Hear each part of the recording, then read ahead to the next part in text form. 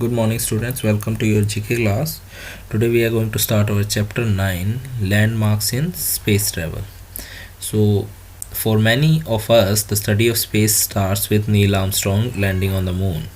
In reality, it began well before that. Let's take a short journey into space history through picture. So students, today we are going to read about the space travel. जो space में जो हमने landmarks मतलब जो achievement हासिल की है उसके बारे में हम रीड करेंगे और वो कब कब हुआ था. मोस्टली बच्चे जो होते हैं या हम अपने स्पेस ट्रैवल के बारे में सबसे पहली बात यही पढ़ते हैं कि नील आर्मस्ट्रॉन्ग के बारे में, जिन्होंने मून पे फर्स्ट लैंडिंग की थी. पर उससे भी पहले और उसके बाद हमने काफ़ी कुछ अचीव किया हुआ है स्पेस में, तो हम उनके बारे में भी पढ़ेंगे क्रोनोलॉजिकली, मतलब ईयर वाइज कि पहले क्या हुआ फिर उसके बाद क्या हुआ. So let's start the chapter. 1926 American Robert Goddard launch the first liquid rocket. So you can see the picture. 1926 में अमेरिका के रॉबर्ट गोडार्ड ने पहला लिक्विड रॉकेट लॉन्च किया. You can see the size of rocket, बहुत छोटा rocket है और ये 1926 में फर्स्ट टाइम कभी स्पेस में कुछ भेजने की कोशिश थी. Then 1942 German V2 is the first rocket to travel 100 kilometre into space. So this is the first rocket जिसने स्पेस में 100 किलोमीटर ट्रैवल किया था और ये जर्मनी का था. इसका नाम था V2 and the year was 1942. उसके 4 साल बाद the first picture of earth are taken from the space. और उसके 4 साल बाद जो पहला रॉकेट गया था उसने ये पिक्चर ली थी अर्थ की स्पेस से. आप देख सकते हैं अर्थ की सरफेस हम देख सकते हैं, राउंड सी शेप. तो ये पहली पिक्चर थी स्पेस से अर्थ की. 1947, 1949 and 1957. The first animal in space is a fruit flies. Albert II, the monkey and Laika, the dog, respectively. Laika was the first animal to orbit the Earth. So जो first animals थे जिन्हें space में भेजा गया वो पहले थे fruit flies का नाम एल्बर्ट सेकेंड. द मंकी, जो मंकी है उसे भेजा था. And the Laika the dog, इस डॉग का नाम है लाइका. और लाइका थी वो फर्स्ट एनिमल थी जिसने अर्थ का एक चक्कर लगाया था स्पेस में. और ये कब हुआ? 1947, 1949 और 1957 में.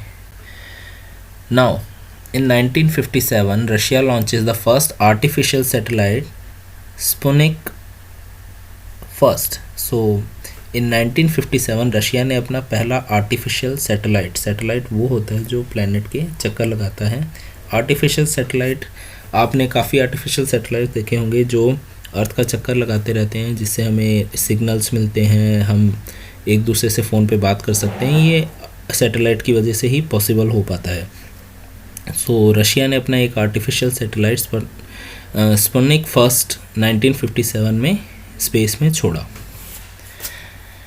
Then in 1961 Russia cosmonaut Yuri Gagarin became the first man in space. So Russia के ही जो कॉस्मोनॉट मतलब जो स्पेस में ट्रैवल करने वाले होते हैं उन्होंने 1961 में स्पेस में ट्रैवल किया, तो वो पहले पर्सन थे. In 1969 Neil Armstrong became the first man to set foot on the moon. और 1969 में जैसा कि हमने सबने पढ़ा है, जो नील आर्मस्ट्रॉन्ग है वो पहले पर्सन बने जिन्होंने चांद पे कदम रखे थे. Then after 2 years the first space station is installed, Salyut 1. और 1971 में पहला स्पेस स्टेशन वो होता है, जैसे आपने स्टेशंस के बारे में पढ़ा होगा, बस रेलवे स्टेशन या बस का. तो ये स्टेशंस करते क्या हैं, ये हमें एक जगह प्रोवाइड कराते हैं जहाँ पे हमारे जो व्हीकल्स है वो आके रुक सके. जैसे हमारी ट्रेन होती है, अगर किसी वन प्लेस से दूसरी प्लेस में जाना है तो बीच में और भी स्टेशंस आते हैं, वहाँ पे हम रेस्ट कर सकते हैं या रुक सकते हैं. तो ये जो स्पेस स्टेशंस हैं इनका काम ये होता है, जब कोई स्पेस में ट्रैवल कर रहा होता है तो ये एक तरीके का उन्हें स्टॉप प्रोवाइड करते हैं, जहाँ पे गाड़ी मतलब जो रॉकेट है उनका वो वहाँ पे आके रुक सकता है, एस्ट्रोनॉट रिलैक्स कर सकते हैं या वहाँ से फ्यूल भी भर सकते हैं। तो पहला जो स्पेस स्टेशन था वो कब बना? 1971 में, जिसका नाम था सैल्यूट 1। नाउ 1973, उसके 2 साल बाद Russian space probe Mars 2 explores Mars. तो उसके 2 साल बाद रशिया ने मार्स पे एक सैटेलाइट भेजा था जो मार्स के चक्कर लगा के उसकी पिक्चर भेज रहा था, और ये कब हुआ? 1973 में। इन 1984 उसके 11 साल बाद squadron leader Rakesh Sharma become the first Indian in space. उसके 11 साल बाद इंडिया के राकेश शर्मा हैं, वो फर्स्ट इंडियन बने स्पेस में जाने वाले। इंडिया के फर्स्ट पर्सन स्पेस में जाने वाले कौन थे? Squadron leader Rakesh Sharma. Then after 13 years Kalpana Chawla become the first Indian women in space on board space shuttle Columbia. So उसके 13 साल बाद कल्पना चावला पहली इंडियन वुमेन बनी स्पेस में जाने वाली, और उनके जो स्पेस शटल था उसका नाम था Colombia. After 3 years, the first permanent crew moves into the International Space Station (ISS), where crews of astronauts have been living ever since. So, उसके बाद जो फर्स्ट परमानेंट क्रू है, मतलब वो क्रू जो हमेशा स्पेस स्टेशन में ही रहेगा, मतलब उनका परमानेंट रेजिडेंट कौन सा है? स्पेस स्टेशन, स्पेस में ही रहते हैं वो इंटरनेशनल स्पेस स्टेशन में चला गया। मैंने आपको बताया था कि स्पेस स्टेशन क्या होता है, वो वहाँ पे ही अब परमानेंट क्रू है, मतलब वहीं पे ही वो लोग रहते हैं। जब भी कोई बाहर से एस्ट्रोनॉट आता है, मतलब अर्थ से कोई एस्ट्रोनॉट आता है, तो वो वहाँ जाते हैं और वहाँ पे ऑलरेडी पीपल प्रेजेंट होते हैं जो उनकी हेल्प कर सके वहाँ पे। After 1 year, American millionaire Dennis Tito become the first space tourist in Russian Soyuz spacecraft. और उसके 1 साल बाद अमेरिका के एक मिलेनियर, अमेरिका के करोड़पति थे जिनका नाम था डेनिस टिटो, वो फर्स्ट स्पेस टूरिस्ट बने, मतलब वो स्पेस में घूमने गए, मतलब वो कोई एस्ट्रोनॉट नहीं थे पर एज अ टूरिस्ट वो स्पेस में घूमने गए। After 2 years, Kalpana Chawla is one of the 7 crew member killed in the space shuttle Columbia disaster. उसके 2 साल बाद कोलंबिया 2 जिसे हम कहते हैं वो डिज़ास्टर हुआ, और जो उनका फ़्लाइट थी, जो उनकी स्पेस शटल थी जो रिटर्न कर रही थी जब अर्थ पे, तो उसमें उसका एक्सीडेंट हो गया और वो क्रैश हो गया, and the 7 crew member including Kalpana Chawla, उनकी डेथ हो गई। Then after 5 years, Chandrayaan first India's first unmanned lunar probe. उसके 5 साल बाद इंडिया ने चंद्रयान फर्स्ट लॉन्च किया। इंडिया का फर्स्ट अनमैन्ड मतलब आर्टिफिशियल और ऑटोमेटिक लूनर प्रोब, ये मून के चक्कर लगाता है और वहाँ की फ़ोटो भेजता है। Then after 4 years, US astronaut of Indian origin Sunita Williams set the record for the longest single space flight by a woman, 195 days. So उसके 4 साल बाद जो इंडियन ओरिजिन की US एस्ट्रोनॉट है सुनीता विलियम्स, उन्होंने रिकॉर्ड बनाया सबसे ज़्यादा स्पेस में रहने का, 195 days. So these were the events which happen in the space chronologically. So after that we are going to fill in the blanks. Fill in the blanks और answer the question. आपको ये 3 fill-ups fill करने हैं. Chandrayaan 2 was an ISRO mission comprising an orbiter, a lander and a rover. The aim of the mission was to explore an unexplored south pole of moon.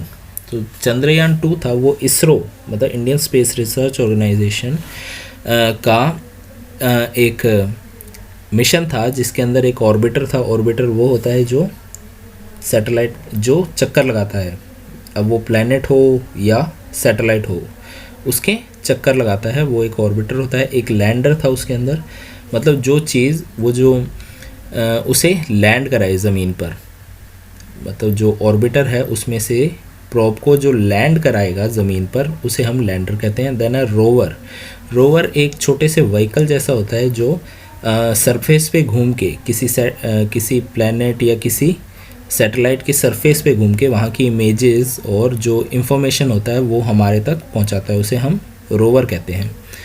The aim of the mission was to explore an unexplored south pole of moon.